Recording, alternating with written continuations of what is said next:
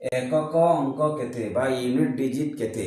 आम जो चारोटी संख्या नहीं चारोटी संख्या को आम गुणन करवा जो गुणफल हे से गुणफलर एक घर अंक केते हेबो आम बिना गुणन नक कहीदे पारिबा ताहले आम करवा कौन ये जो 786 गुणन 498 गुणन 186 गुणन 592 देछि ये जो चारोटी संख्या को आम गुणन करवा ताहले गुणन ये चारोटी संख्या को आम गुणन नक यही संख्या मानकर गुणफल जो हे तार एक घर अंक केते हेबो आम कहीदे पारिबा एथि आम कौन करवा प्रथम प्रत्येक संख्यार एक घर अंक को लेकिन आम गुणन करदे ताहले आम 6 गुणन 8 गुणन 6 गुणन 2 करवा यार एक घर अंक 6 यार एक घर अंक 8 यार एक घर अंक 6 यार एक घर अंक 2 या आम गुणन करदे केते 848 48 गुण 12 यदि आम करवा